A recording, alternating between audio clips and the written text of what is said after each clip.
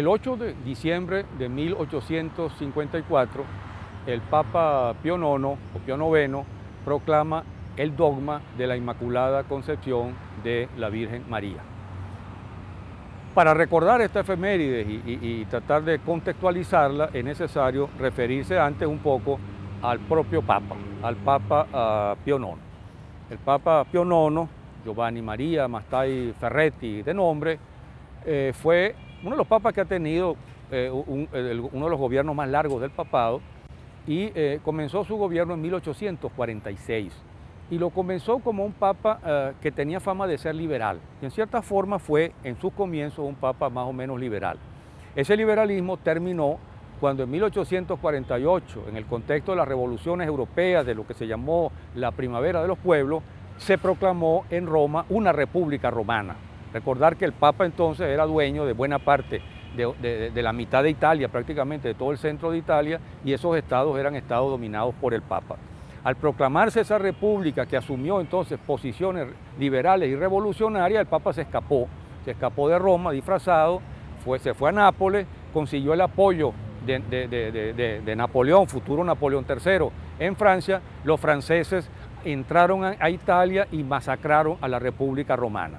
Vuelve el Papa y a partir de allí se convierte en uno de los papas más profundamente reaccionarios del siglo XIX, que se caracterizó por papas reaccionarios y a una iglesia que se caracteriza por papa, de tal manera que papa y reaccionarios son una auténtica redundancia.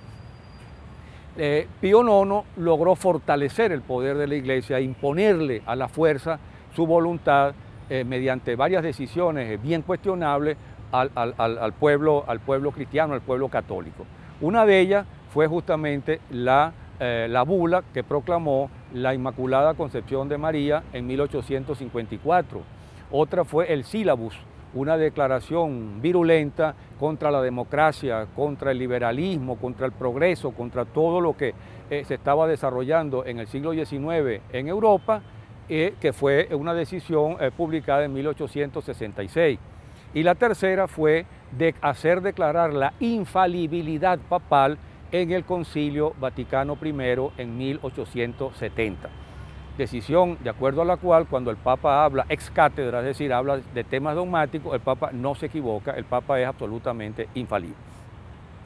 Con relación entonces a lo que estamos recordando hoy, que es la proclamación de la Inmaculada Concepción de María, esta se produce en una bula, la bula Ineffabilis Deus, que es emitida el 8 de diciembre de 1854.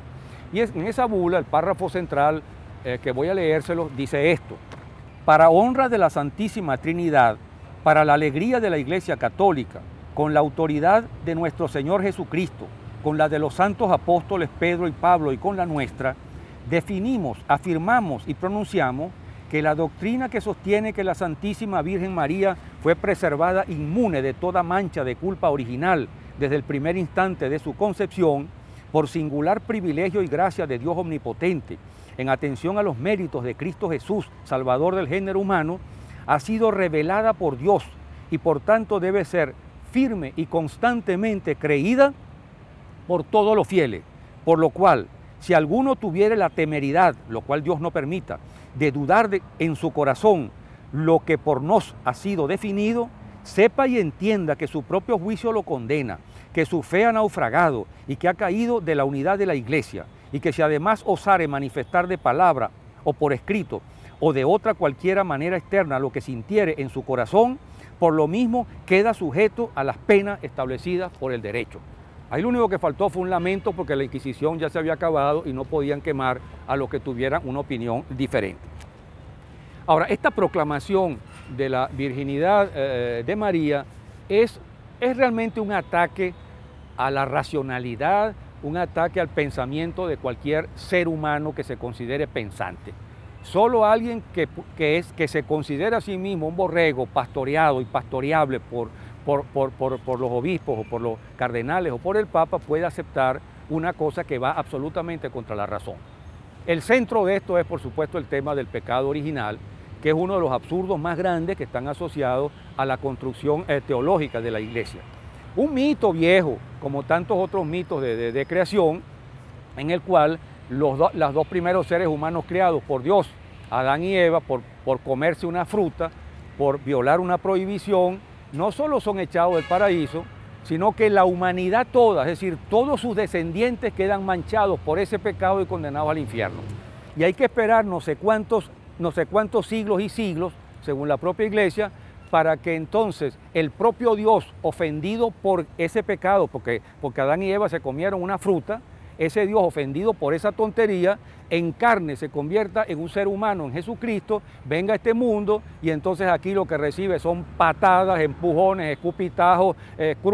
crucifixión, y después que lo han crucificado y lo han maltratado, ese propio Dios se considera satisfecho entonces, y entonces por una pequeña tontería que fue el comerse la manzana y que lo ofendió, ahora una paliza y una crucifixión como esta lo considera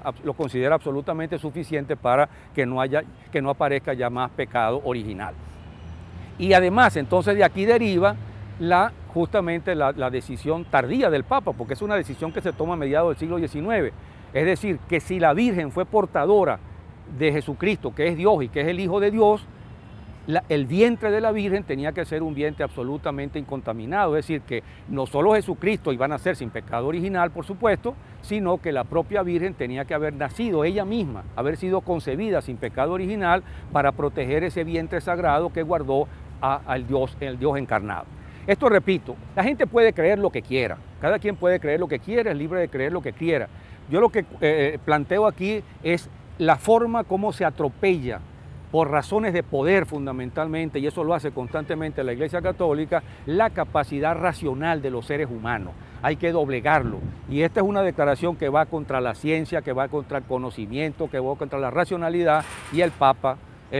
Pío IX, afirmando su autoridad, logra entonces que los cristianos acepten irracionalmente esta decisión y no sean capaces de oponerse a ella, como tuvieron que aceptar el sílabus más adelante y como que tuvieron que aceptar en 1870, en el primer Concilio Vaticano, la infalibilidad papal.